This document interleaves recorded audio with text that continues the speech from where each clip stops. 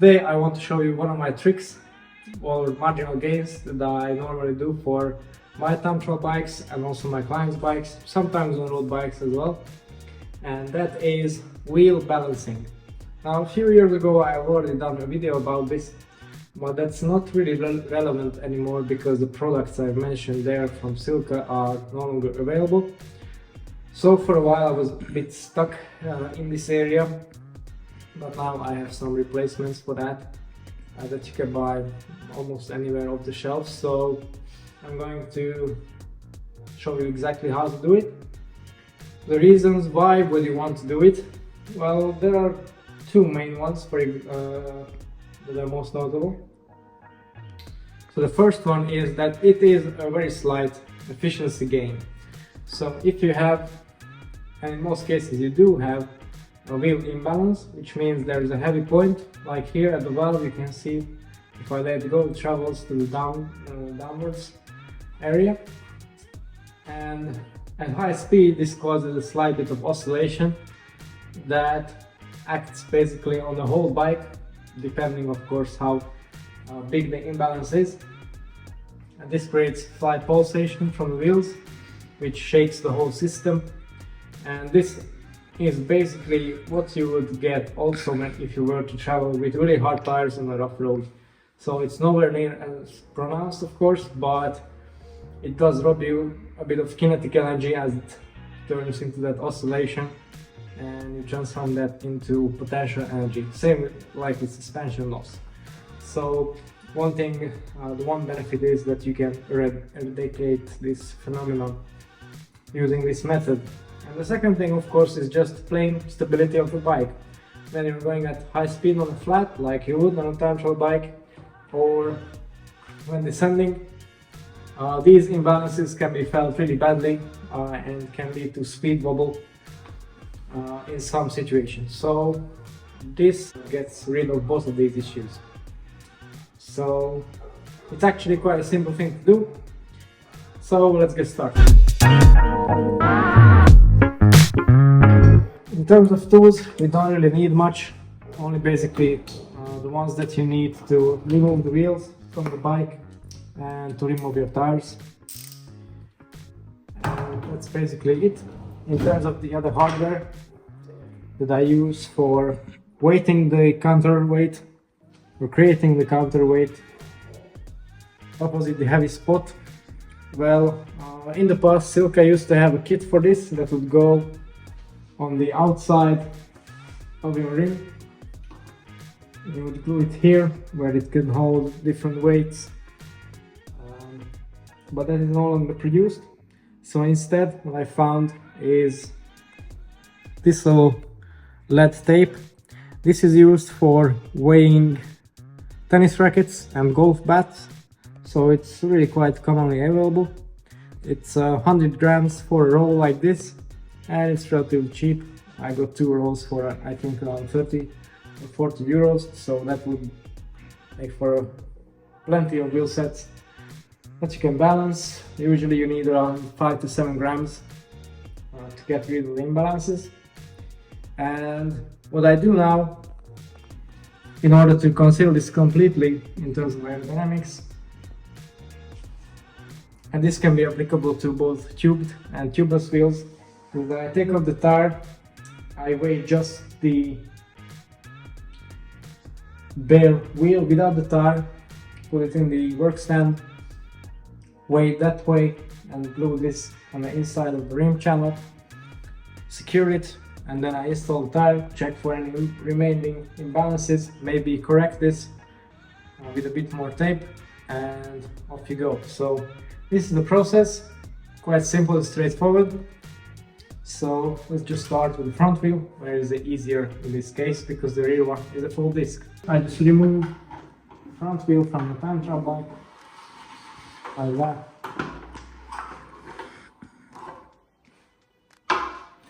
And remove the tire. I'm going to deflate it of course.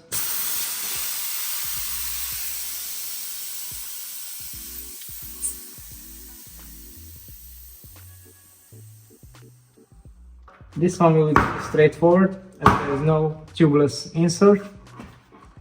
I don't really use them for time trials, for maximum efficiency.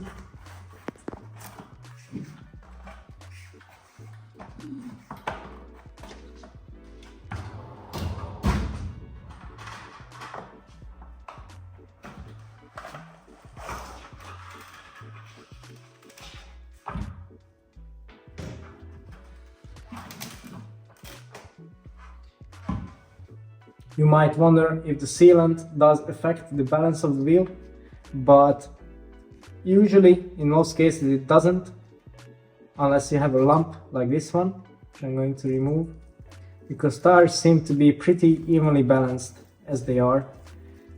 I just quickly remove this residue. These are the parts that I can do easily. And then we'll be good to go. Proceed with the balancing of the wheel itself. So I will not do this in the video because it's quite a basic task. This silica sealant is pretty easy to remove because it's adhering quite strongly to itself, so you can remove it in one go basically if you're a bit careful. Just like that, in nice big chunks. So this I will finish off camera. Now let's take care of the imbalance of the wheel itself. The best way and easiest way to do this is to use a throwing stand like I have here. For that I need the 2 axle adapters, like so. And using this I can easily find the heavy spot every time that I need to counterbalance using my own weights. I also have ceramic bearings in here, which makes the process easier because there is a lot less friction, which enables me to get the balance down to really minute counterweights. So then the wheel can be really perfectly balanced. So I want to start opposite the valve, here in the ring channel. I'm going to clean that off using a clean rag, which none of these are, so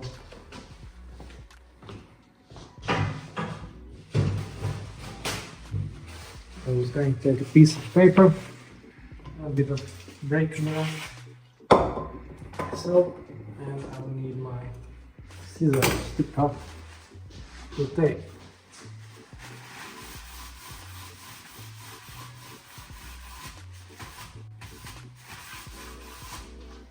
Like so, and it should be ready. And another thing that I need to keep in mind with this particular wheel is that for time trials I also use an aero valve cover, which also adds to the imbalance, and I need to put this on as well to take account for this. So I'm going to do that first before I start applying the weights. Okay, so I have my little valve cover here. I'm going to attach it like I would in a race, and then we can start. Okay, now it's securely attached. As you can see, it adds quite a bit of counterweight.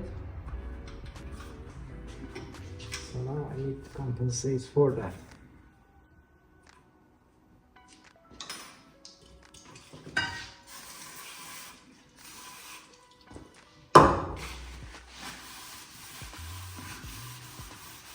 I'm going to start with a bit more liberal amount, as you can see there's quite a lot to balance.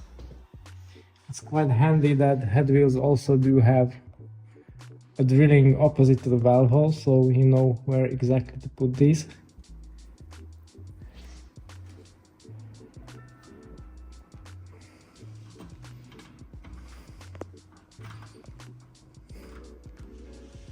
Just like that. As you can see, it's still not enough, so I'll need a couple more layers.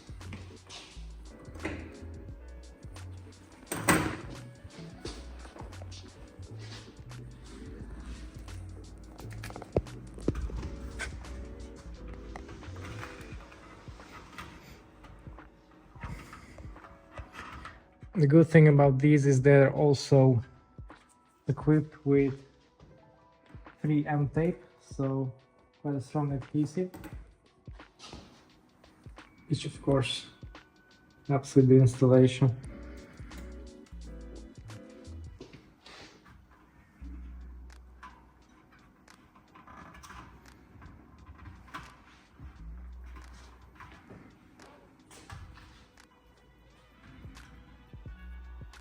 Yeah, the heavy spot on there is still quite pronounced, so I need to add a few more.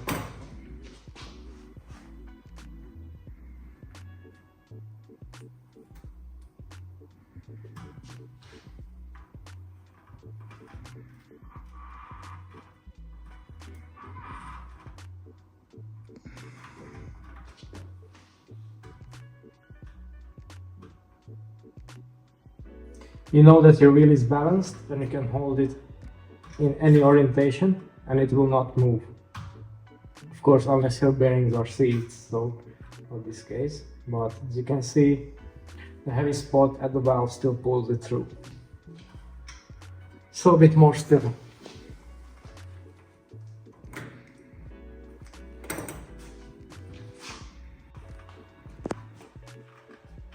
Now, as you can see, starting to get quite good. And suddenly,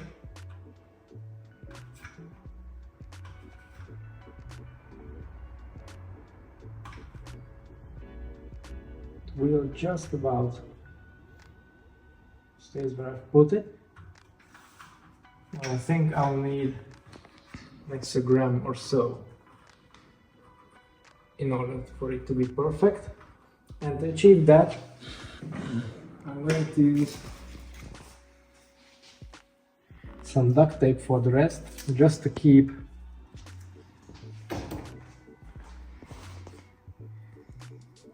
it or the weight securely attached, because recently I had a case where, probably because of the sealant, but the adhesive just gone underneath and it lost its hold. So I'm going to just secure that with this really rather grippy duct tape. Yeah, now that looks spot on. Or does it? Nope, actually this is slightly too much. So I've created another heavy spot in here, so this part I'm going to remove. It takes the tie lever, just put this on really tightly.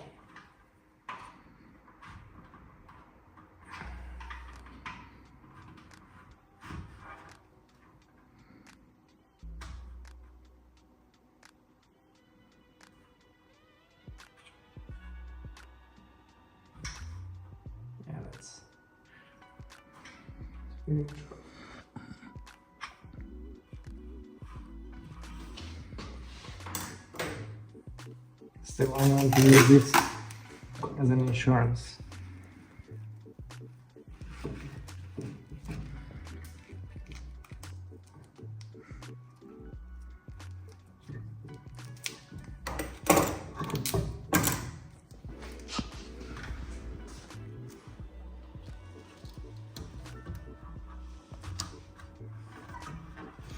Looks quite rudimentary, but it works.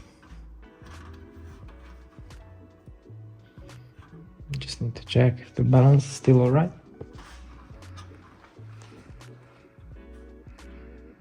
But it appears so.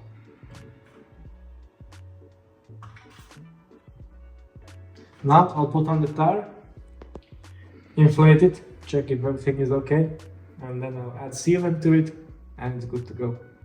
Okay, now I'm ready to install the tire. To perform a dry check on it. Hopefully the tire itself doesn't have a significant amount of imbalance, but usually they don't, so That's what I'm hoping for to be the case this time as well.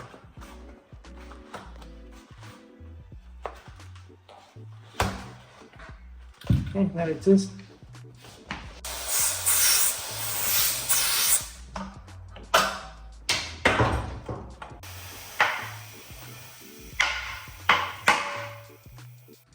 Now the tire is inflated, I'm going to install the valve cover and recheck for balance.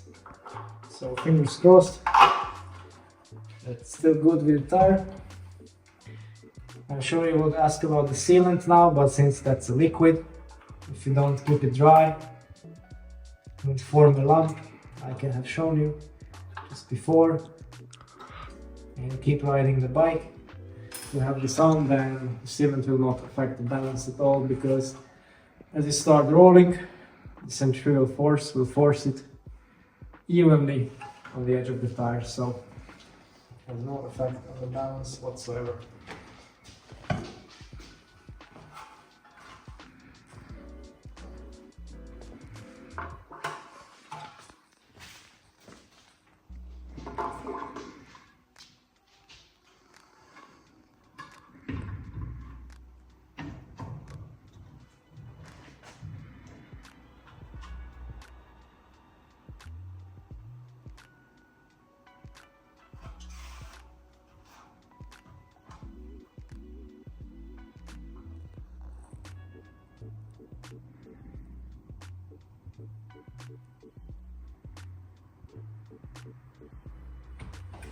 Yeah, the tire does have tiny amount of imbalance as it seems. So now I'll have to do or add a bit more weight on the valve side to compensate for that.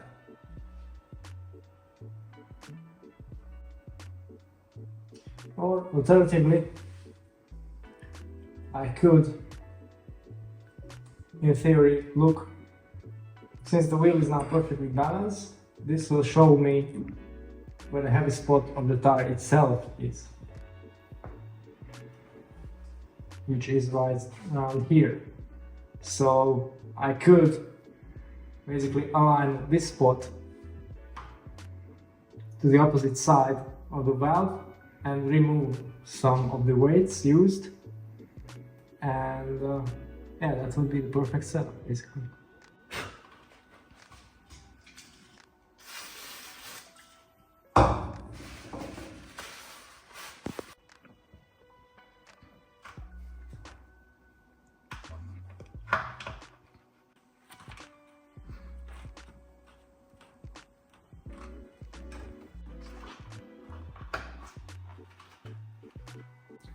Okay, so now I've done the third round of balancing with just 1 gram really, just the final touch. To be honest, normally it doesn't take this long, but this tire for some reason has quite a lot of imbalance. Normally they don't, and it's enough to do the first step as I've done with the wheel, but now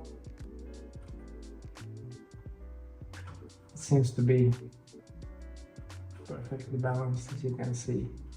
It doesn't move. And let it go a bit like that.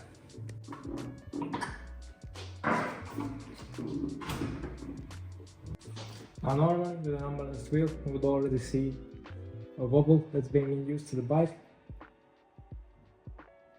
With this it's basically nothing at all, and that's what we wanted to achieve in the first place. Now of course the process will be exactly the same with the rear wheel, hopefully a bit simpler, so I'm not going to show you that now. It would be just a repeat of these steps. It works with any kind of wheel except tubulars. For those you could apply the same thing basically to the outer edge of the rim, which is an aerodynamic penalty, very slight, but can be done still. If you want to balance your wheels for your bike, this is how to do it. This is how I do it at least. Hope you have found this useful and informational. If you want to see more marginal gain content like this, of course, subscribe to the channel and stay tuned for future videos. And if you want your own bike to be taken care of by us, by the link below through our website, and we'll do our best to help you out and prepare your bike for your fastest ever times. That's all for today, thanks for watching and see you next time.